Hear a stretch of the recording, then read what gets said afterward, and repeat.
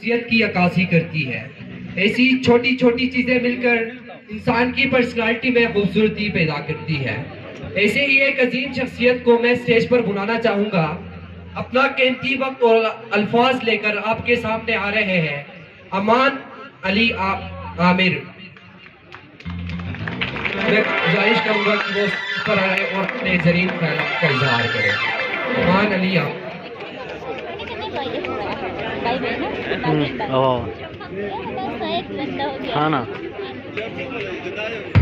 بسم اللہ الرحمن الرحیم۔ الحمدللہ وکفا، الصلاة والسلام علی عبادہ الذین اصطفیٰ، خصوصاً علی افضل النبیین محمد الامین وعلی آلہ وصحبہ اجمعین۔ اللہم ربنا ارہمنا رشدنا وعذنا من شرور انفسنا، اللہم ربنا جعلناک من المقربین، اللہم ربنا جعلناک من الصالحین، اللہم ربنا جعلناک من الصابرین، اللہم ربنا جعلناک من الفاتحین، آمین یا رب العالمین۔ رب اشرح لی صدری ویسر لی امری واحلل عقدۃ من لسانی یفقہوا قولی، اما بعد۔ سعید غلام محمد صاحب، چیف ایگزیکٹو آفیسر کے سی بی ایل، پرنسپل ظفر صاحب، سینئر اسکالر شفا جان صاحب، سینئر صحافی صفدر صاحب، پہلی صف میں براجمان میرے معززین، آگے بیٹھے ہوئے تمام مہمانان، کیایو کے میرے عزیز طلبہ و طالبات، السلام علیکم ورحمۃ اللہ وبرکاتہ۔ میں سب سے پہلے یاسین اسٹوڈنٹ آرگنائزیشن کے پریزیڈنٹ اور آپ کی کیبنٹ کا میں مشکور ہوں کہ آپ نے اس پروقار تقریب میں ہمیں مدعو کیا، تو میں آپ کا شکریہ ادا کرنا چاہتا ہوں۔ اس کے بعد میں آپ کو ایک زبردست خراج تحسین پیش کرنا چاہتا ہوں کہ آپ نے ایک زبردست یہاں پہ ایک پروگرام انعقاد کیا ہے اور ہمیں آپ نے ایک اپرچونٹی دی ہے کہ ہم اپنے نوجوانوں کے ساتھ ہم انٹریکٹ کریں۔ کسی بھی تقریب میں آخر میں آ کے بات کرنا کافی مشکل ہوتا ہے۔ زندگی بھر اس چیلنجز کا سامنا کرنے کے لیے میں نے اپنا آپ کو تیار کیا ہے، اس چیلنج کا بھی میں سامنا کرتا ہوں اور آپ سے میں خطاب کرتا ہوں۔ میں آج مخاطب ہوں خاص کر یہ جو سامنے بیٹھے ہوئے ہیں، یہ ہمارے اکابرین، یہ اسکالرز، یہ پروفیشنلز۔ ہم تو ان کے چہرے کے اشارے کی طرف دیکھتے ہم بات کرتے ہیں، یہ قدم اٹھاتے ہیں ہم قدم اٹھاتے ہیں، تو اس لیے ان کے سامنے بات کرنا میری مجال نہیں ہے۔ میں اپنے نوجوانوں سے خطاب کرنا چاہتا ہوں۔ میرے نوجوانوں، میں ایک بات پہ ایمان کی حد تک یقین رکھتا ہوں کہ کوئی بھی میدان ہے، چاہے وہ سیاست کا میدان ہے، مذہب کا میدان ہے، اس کی تعمیر و ترقی، اس کی خوشحالی کا دار و مدار اس کی لیڈرشپ پہ ہوتا ہے۔ لیڈر، امیر اگر مضبوط ہے، ایماندار ہے، ماہر ہے، بکنے والا نہیں ہے، تو وہ میدان ترقی کرتا ہے، وہ ملک ترقی کرتا ہے، وہ معاشرہ ترقی کرتا ہے۔ میں آپ کو یہاں پہ کچھ چند مثالیں دینا چاہتا ہوں۔ سب سے پہلی مثال، آج مسلمانوں کی پوری آبادی دنیا میں 25% آبادی مسلمانوں کی ہے، مطلب ہر چوتھا بندہ مسلمان ہے، اور اللہ نے ہمیں جتنے بھی بلیسنگز ہیں، نوازنے میں اللہ نے ہمیں کوئی کسر نہیں چھوڑی ہے، چاہے یہ انڈونیشیا کے جزائر سے لے کر موریتانیہ تک جائے، بالکل سالڈ زمین اللہ نے مسلمانوں کے قدموں تلے رکھا ہوا ہے۔ تیل جس پہ آج معیشت چل رہی ہے، تیل کے ذخیرے مسلمانوں کے قدموں تلے ہیں، اس کے باوجود بھی سوال یہ ہے کہ دنیا میں ہماری کوئی عزت ہے؟ انٹرنیشنل امور میں ہم سے کوئی صلاح مشورہ مانگتا ہے کہ آپ کا کیا خیال ہے اس انٹرنیشنل امور کو ریزولف کرنے میں؟ کستمی پرست کے بھیا تم ہو کون؟ یہ پچھلے کچھ سالوں میں یونائٹڈ نیشن سیکیورٹی کاؤنسل کی 5 پرمنٹ باڈیز کی توسیع ہونے کی بات آئی تو مسلمانوں نے کہا کہ یہ 6 سیٹ ہماری ہے۔ دنیا نے سوال پوچھا، یہ کیسے آپ کا حق ہے؟ آپ ایک چھوٹے ملک کو سنبھال نہیں سکتے ہو۔ سعودی عرب نہ جانے کب سے ہمارے جیب میں پڑا ہوا ہے، پاکستان ہمارے قرضے میں ڈوبا ہوا ہے، تو کیا آپ نے دنیا کے معاملات سنبھالنے؟ آپ ایک چھوٹا ملک سنبھال نہیں سکتے ہو۔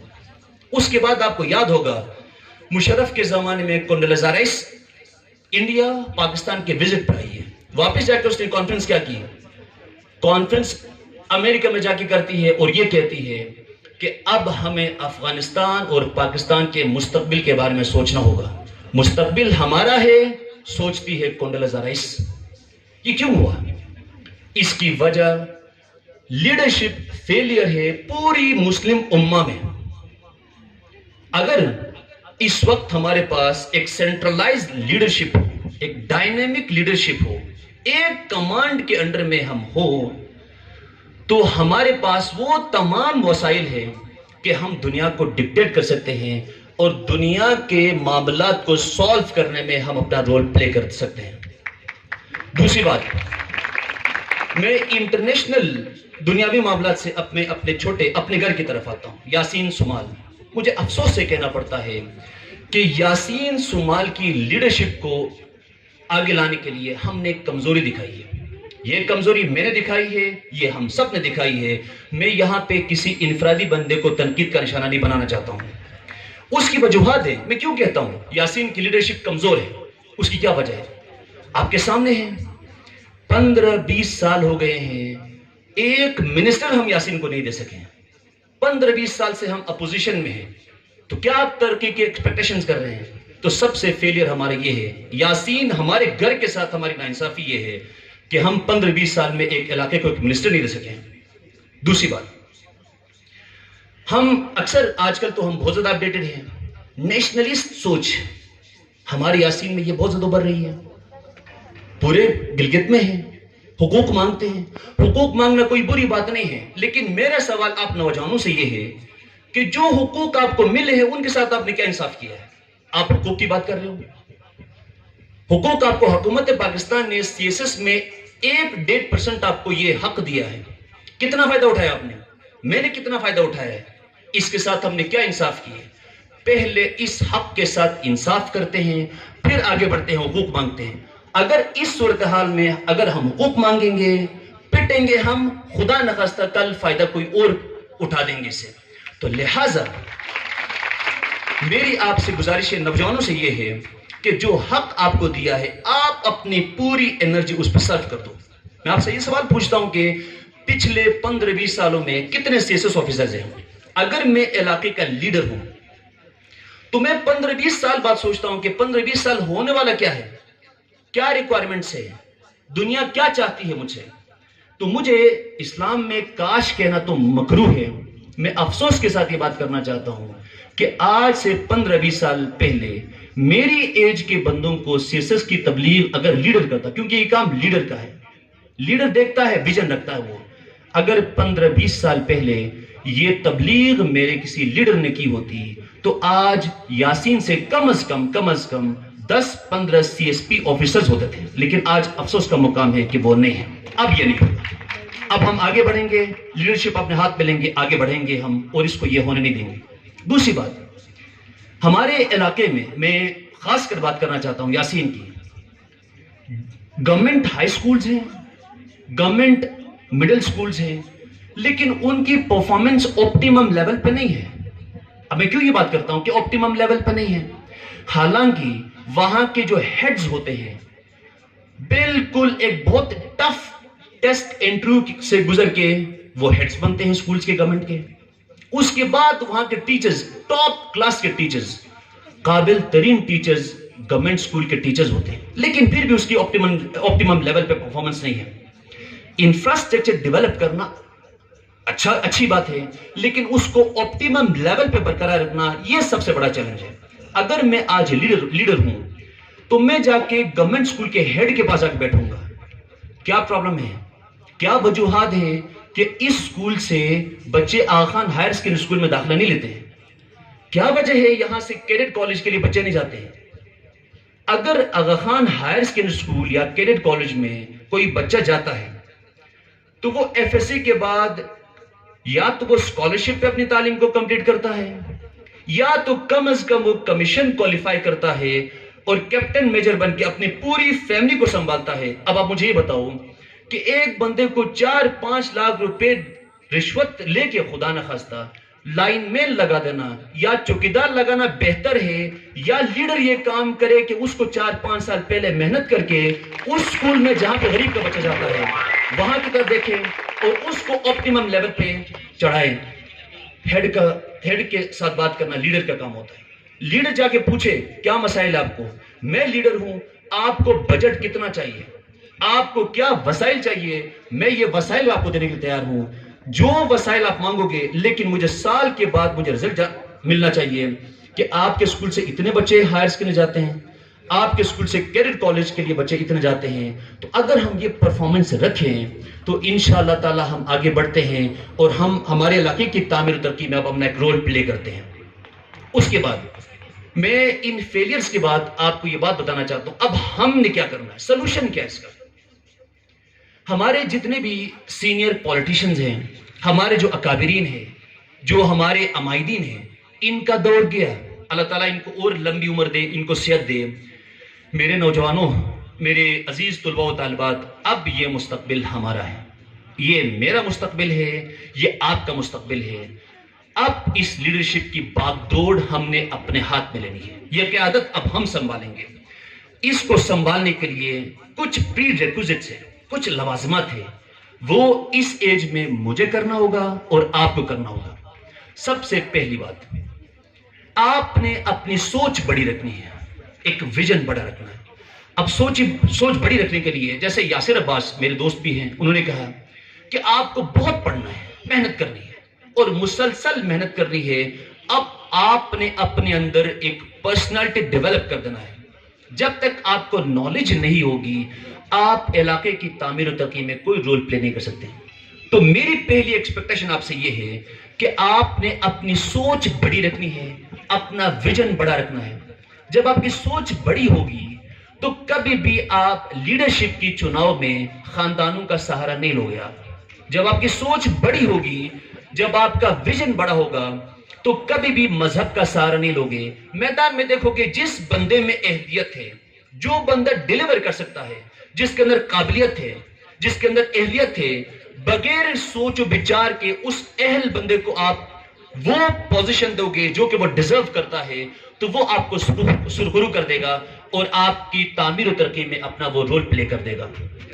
اس کے بعد ہم بات کرتے ہیں کہ جتنا میں آپ کو، اب جیسے میں نے ایک نئے فیلڈ کو میں نے چوز کیا ہے، آپ کو معلوم ہے اس کے بارے میں، تو میں نے پہلے اپنا آپ کو تیار کیا ہے۔ 60-70 ہزار لوگوں کی لیڈرشپ اپنے ہاتھ پہ لینا آسان نہیں ہے، تو میں نے پہلے اپنا آپ کو تیار کیا کہ میں اس بوجھ کو اٹھا سکتا ہوں۔ کیا میرے اندر یہ اہلیت ہے کہ 70 ہزار لوگوں کی لیڈرشپ اگر میرے کندھے پہ رکھتے ہیں لوگ، کیا میں ان کو سرخرو کر سکتا ہوں؟ میں نے اپنے آپ کو تیار کیا ہے اور میری اسٹرینتھ آپ ہو، آپ نوجوان جو یہاں پہ طلباء و طالبات بیٹھے ہیں، ہم اب ساتھ مل کے اس ویژن کو ڈیولپ کریں گے، ایک دوسرے کے ساتھ صلاح مشورے کریں گے، اور جتنے بھی ہمارے سینئر پولیٹیشین ہیں، اسکالرز ہیں، ان سے بھی ہم مشورے کریں گے، اور یاسین سمال کے ایک جھنڈے کے تلے آ کے کسی خاندان کو، کسی مذہب کو ہم نہیں دیکھیں گے، اور یاسین سمال کے جھنڈے کے تلے آ کے اتفاق اور اتحاد سے، اچھی نیت، اچھے ارادے سے ہم آگے بڑھیں گے تو اللہ تعالیٰ ہمیں سرخرو کریں گے۔ اللہ تعالیٰ قرآن میں یہی فرماتے ہیں، قُلْ يَا أَهْلَ الْكِتَابِ لَسْتُمْ عَلَىٰ شَيْءٍ حَتَّىٰ تُقِيمُوا التَّوْرَاةَ وَالْإِنْجِيلَ وَمَا أُنزِلَ إِلَيْكُم مِّن رَّبِّكُمْ۔ اے اہل کتاب، اللہ نے یہاں پہ کسی کافر سے خطاب نہیں کیا ہے۔ اے اہل کتاب، قُلْ يَا أَهْلَ الْكِتَابِ، اے اہل کتاب، جب تک تم میری شریعت کے مطابق فیصلہ نہیں کرو گے، اور جو کچھ بھی میں نے بھیجا ہو اس کے مطابق فیصلہ نہیں کرو گے، تمہاری میرے سامنے کوئی حیثیت ہی نہیں ہے۔ تمہوں کو پہلے وہ اصول، وہ قانون، وہ شریعت جو میں نے نازل کیا ہے اس پہ عمل کرو، اس کے بعد آپ مجھ سے رجوع کرو گے تو میں آپ کو سرخرو کر دوں گا۔ اب اللہ کا اصول کیا ہے؟ اللہ فرماتے ہیں جو ذمہ داری آپ کے کندھے پہ میں نے رکھی ہے اس کے ساتھ انصاف کرو، چوری مت کرو، ایمانداری سے کام کرو۔ اگر آپ ان کو اپنا منبع اور سرچشمہ رکھتے ہو تو اللہ کا وعدہ ہے کہ میں آپ کو سرخرو کر دوں گا۔ قرآن میں آیت ہے یہ کہ ایمان والے ہو تو ہی سربلند رہو گے، یہ قرآن میں آیت ہے، اگر تم ایمان والے ہو تو ہی سربلند رہو گے۔ تو میرے عزیز طلباء و طالبات، ہم نے کیا کرنا ہے؟ اپنے اندر ایک پرسنالٹی ڈیولپ کرنی ہے، اور ہم نے چیلنجز کا سامنا کرنے کے لیے اپنے آپ کو تیار کرنا ہے۔ آج ہم نے مہنگائی کا رونا نہیں ہے، ہم نے اپنے آپ کو تیار کرنا ہے، اور اس تیاری کے لیے ہم انشاءاللہ ساتھ مل کے چلیں گے اور قدم آگے بڑھائیں گے۔ ہماری سوچ اچھی ہوگی، ہماری نیت اچھی ہوگی، ہمارے ارادے پختہ ہوں گے، تو مجھے بالکل 100% یقین ہے اللہ ہمیں سرخرو کر دیں گے اور علاقے کی تعمیر و ترقی میں ہم اپنا کردار ادا کریں گے۔ اس کے بعد ظاہری بات ہے، آپ جتنے بھی یہاں پہ میرے عزیز طلباء و طالبات یہاں پہ بیٹھے ہوئے ہیں، مجھ سے جونیئر ہو، تو میں کچھ آپ کو 2-4 باتیں بتانا چاہوں گا۔ پہلے میں نے آپ کو کہا کہ اپنی سوچ بڑی رکھنی ہے آپ نے۔ دوسری بات بہت اہم، بہت اہم، بہت اہم، آپ نے اللہ کے اوپر جو یقین ہے اس کو بالکل کامل یقین رکھنا ہے کہ اللہ آپ کے شہر کے قریب ہے۔